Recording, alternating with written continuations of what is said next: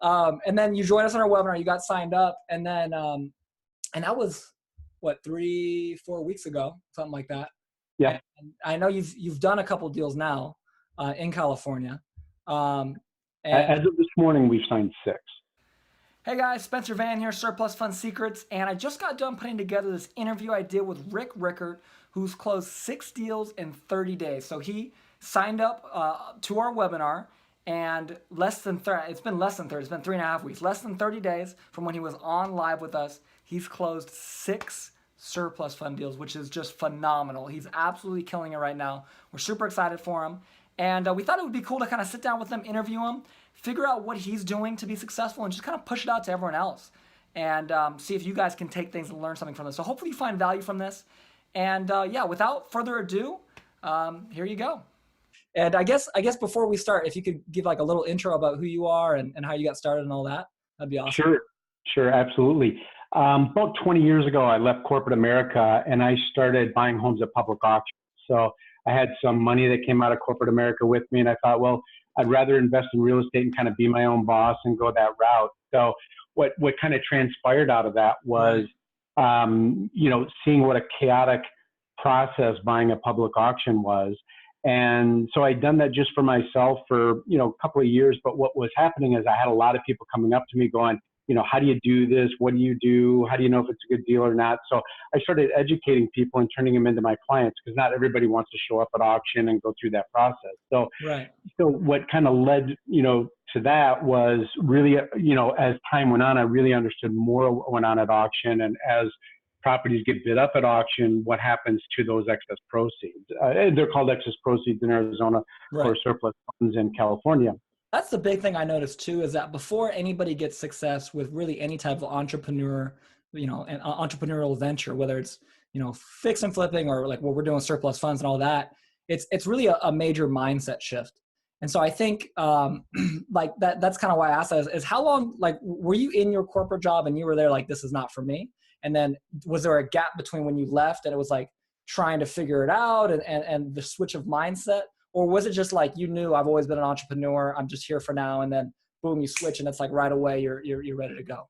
That's a really good question, Spencer. And it really came down to this for me. Even as a young kid, I knew I was going to run my own business. Like at a young age, I didn't really know what all of that meant, but I was like, no, I think I'm gonna have my own business. I'm gonna do my own thing. But when it came to working in corporate America, I worked for a tech company, a computer company. Mm-hmm. And the fortunate thing for me, I was there as a startup back in 1988, and the company really grew, and I had stock options that went public about, 5 years into being there. I was there a total of 10. And being a very progressive company, I kind of got the confidence to go, you know what, I can see what they're doing, and we're just kind of doing things that we have to do and making things work. And so from that experience, I was able to go, no, if I got to go out on my own, I can do anything, because we're doing anything right now. And so that was a great experience for me as kind of a younger guy in corporate America. And it kind of got to the point where the company grew so big that a lot of us who were there a long time, even though we had options and we could stay, it was kind of like, it felt like it was time to leave. So I kind of wanted to do something different. It was kind of getting stagnant, and in a sense where I just wasn't feeling like personal reward from being there. But the great thing for me was they were very gracious on my exit. I gave them a 90-day, instead of like a 2-week notice. I gave them you gave them a 3-month notice. I gave them a 3-month notice, and they said, hey, we appreciate it. And they said, if you would just come in on like Mondays and Fridays and just do whatever you're doing. So I spent really 3-4 days a week just researching real estate and going to different seminars, webinars, and kind of figuring out what I want to do. And then I uncovered and went, buying a public auction, while it has some barriers, that'll keep some people out, but it wasn't a barrier for me, like having to pay cash at auction and those kind of things. So I had, not that I had a ton of money, but I had enough money where I could buy a couple homes for cash. Like, what did your first deal with that look like? Like, what's the story behind that? What was the process? Like, how'd you get it? Well, actually, I had a friend of mine who was an attorney, and actually it was before she was an attorney, and we were talking about kind of what she was a real estate investor as well. I met her through teaching people how to buy at auction. So she was like trying to figure it out, and she says, I just finished doing all my work to become an attorney, but she goes, I'm kind of contemplating getting, going through and getting my, the bar exam and attorney. And I said, the laws are changing in Arizona. And I said, it's going to push a lot of people out. The law changed not necessarily to our benefit, because it went from, you could charge any percentage to locked it down at $2,500 max. And we decided to go in at that time where it was pushing because a lot of people were like, I wouldn't do this for 2,500, where we said, you know what, let's just do it, but do it all. Yeah. And let's just become the biggest and do them all. Do it at scale. And, do it in scale. And so that was just a different look at it. So really back then that was the process. So she went and got her license through the bar and became, our attorney. And so I don't want to say we had a partnership, because, you can't really partner with an attorney, but she played an integral role. It was, it was her company and then my third party company that did the recovery part. And of course, as you know, it's like, you just got to get them under contract and then you turn that over to the attorney, and attorney handles everything, which is a really beautiful part of that. Okay. And so that's really how it started. We just kind of had that discussion. We had the same mindset. She knew what she wanted out of it. We knew what we wanted out of it. And what year roughly was when you first got started with surplus funds and that whole process in Arizona? 2005. 2005. Okay. So now we've sped forward now. And I remember we talked and you said that you were looking to come into California, but you've been looking, I'm assuming, for a little while, right?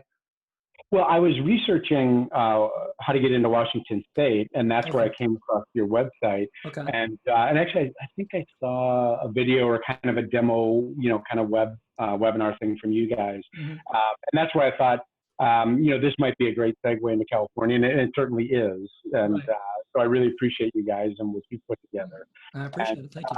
Because that really helped me, because I kind of put Washington on hold for a minute, because I thought, well, this, California, of course, is the bigger state. Absolutely. And so, it was only about 3 weeks ago, I think, and we kind of started doing a little bit of work. And so we've kind of been dabbling in the sales part of it for the past 2 weeks, and we've been very happy with our results so far. Absolutely. Yeah. Yeah. So that's what I was going to say. So you were, I think it's funny because I got a notification. You found us the non-traditional way in terms of how we're running our business, because we're not actually advertising our lead site right now. Everything is just being directed through one funnel. And then, later on we're going to boost out, but you actually found us through our lead site. And I remember getting a notification like, oh, this guy, I was like, that's kind of, I didn't even know we were on Google. Like, or anybody ads for that or anything. I'm like, all right, hey, good for him. And then you joined us on our webinar, you got signed up, and then, and that was what, 3-4 weeks ago, something like that. Yeah. And I know you've done a couple deals now, in California. And as of this morning, we've signed 6. Wow. Congratulations. So you signed 6. And really, is there, because I'm just curious for me, is there a fundamental difference between how your business operates with Arizona or with California? Or is it basically just the same process? Yeah, the exact same process though, from calling people and reaching out to people. My son actually last weekend, because he's very effective knocking on doors, where I have a couple salespeople who are really effective over the phone, and they're gals, so we actually don't want them knocking on doors. That's just our personal preference, safety. But my son, being young and energetic and really feels well, kind of to and with people when he shows up at the door. He ran out to Riverside County last weekend, and I think he for sure got one contract out of it. Somebody had called him back after stopping by. And then he talked to a few others where, somebody was deceased and then they got to talk to family members. So of course that always takes a little bit longer. But probably just out of that weekend, he's probably going to have a total of three contracts. There you go. That's awesome. But it's just interesting for me to see that. And like what I always recommend is when people get started with anything, like we'll talk about surplus funds, go in, get a deal on your own first. Okay. Make sure you can actually do it. Figure out the right way to do it. Okay. Do a couple of those and then outsource. Then figure out, okay, what do I not like doing? What am I not good at? And what am I good at? And figure that part out. But yeah, it's just interesting to see, because you're one of the few people I've seen in real estate that's not like an agent or, that's a brokerage or anything like that actually has built something, you know what I mean? Versus just, I'm just to do everything. Yeah. And Spencer, you hit it right on the head. I am 100% with your thinking on it is, just get that first deal. Yeah. And then decide a handful of things. One, is this for you? And then kind of decide, I mean, if you're a great salesperson, you don't want to bog yourself down with data. You know, that's our philosophy is don't let the salespeople do anything but sell. And Right. so, of course, you know, we're fortunate. We're a little bit longer in the process that we do have 5 salespeople. And, you know, and we enjoy that process because they get the rewards from that. We get the rewards, and it really, it's a system that Everybody's works. happy.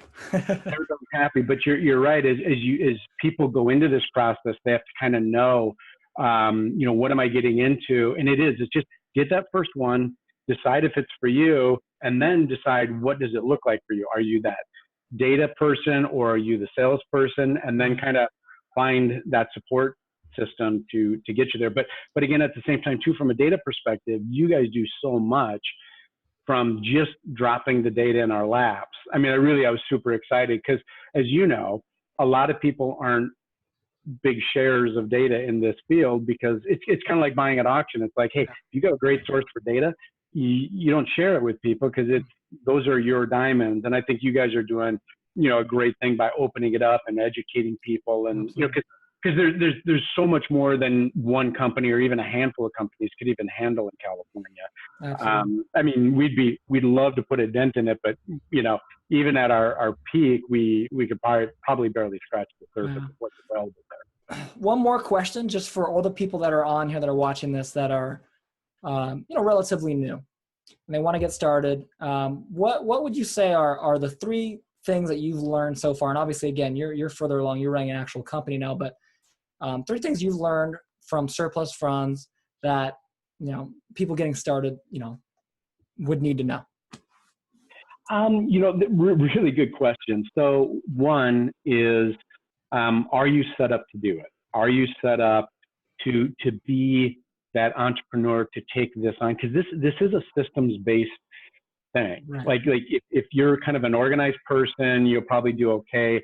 If you're that high extrovert, great on the phone, you kind of gotta make sure you've got a support, you know, person to make sure all your documents and really good salespeople know that anyway.